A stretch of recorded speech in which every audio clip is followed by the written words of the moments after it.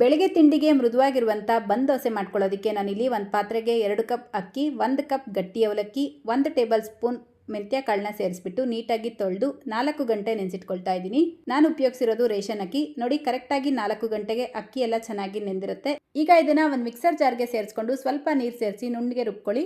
Second time ರುಬ್ಕೊಳ್ಬೇಕಾದ್ರೆ ಅದೇ ಕಪ್ಪಲ್ಲೇ 1 cup ತೆಂಗಿನಕಾಯಿ ತುರಿನ ಸೇರಿಸ್ಕೊಂಡು ಸ್ವಲ್ಪ ನೀರು ಸೇರಿಸಿ ನುಣ್ಣಗೆ ಪೇಸ್ಟ್ ಮಾಡಿಬಿಟ್ಟು ಇದನ್ನು ಅದೇ ಪಾತ್ರೆಗೆ ಸೇರಿಸಿ ರುಚಿಗೆ ತಕ್ಕಷ್ಟು ಉಪ್ಪು ಸೇರಿಸ್ಕೊಂಡು 1/4 ಕಪ್ ನೀರು ಸೇರಿಸಿ ರಾತ್ರಿ ಇಡೀ ಫರ್ಮೆಂಟ್ ಆಗೋದಕ್ಕೆ ಬಿಡಬೇಕು. ನೋಡಿ, ಬೆಳಗಿನ ಜಾವ ಇದು ಚೆನ್ನಾಗಿ ಫರ್ಮೆಂಟ್ ಆಗಿರುತ್ತೆ. ಈಗ ಗ್ಯಾಸ್ ಸ್ಟವ್ ಮೇಲೆ ಒಂದು ಪ್ಯಾನ್ ಇಟ್ಕೊಂಡು 3 ಟೇಬಲ್ ಸ್ಪೂನ್ ಎಣ್ಣೆ, ಅರ್ಧ ಟೇಬಲ್ ಸ್ಪೂನ್ ಸಾಸಿವೆ, ಅರ್ಧ ಟೇಬಲ್ ಸ್ಪೂನ್ ಜೀರಿಗೆ, 1 ಟೇಬಲ್ ಸ್ಪೂನ್ ಕಡಲೆಬೇಳೆ, 1 ಟೇಬಲ್ ಸ್ಪೂನ್ ಉದ್ದಿನಬೇಳೆ, ಮೆಣಸಿನಕಾಯಿ, ಕರಿಬೇವು, 1 ಈರುಳ್ಳಿ ಇದನ್ನ ಚೆನ್ನಾಗಿ ಫ್ರೈ ಮಾಡಿಬಿಟ್ಟು ಸ್ವಲ್ಪ ಕೊತ್ತಂಬರಿ ಸೊಪ್ಪು ಸೇರಿಸಿ ಒಂದ್ಸಲ ಮಿಕ್ಸ್ ಮಾಡಿ ಇದನ್ನ ದೋಸೆ ಹಿಟ್ಟಿಗೆ ಹಾಕ್ಬಿಟ್ಟು ಮಿಕ್ಸ್ ಮಾಡ್ಕೊಳ್ಳಿ. ಈಗ ಈ ರೀತಿ ಒಂದು ಚಿಕ್ಕ ಪ್ಯಾನ್ ಇಟ್ಕೊಂಡು ಬಂದ್ ದೋಸೆನ ಮಾಡ್ಕೊಳ್ಬೇಕು. ಸ್ವಲ್ಪ ಮಂದವಾಗಿ ಮಾಡ್ಕೊಳ್ಳಿ. ಈ ರೀತಿ ಮುಚ್ಚಿಟ್ಬಿಟ್ಟು ಲೋ ಟು ಮೀಡಿಯಂ ಫ್ಲೇಮಲ್ಲಿ ಇದನ್ನ 2 ಕಡೆ ಬೇಯಿಸಿ ತಗೊಂಡ್ರೆ ಬಂದ್ ದೋಸೆ ರೆಡಿ ಆಗುತ್ತೆ.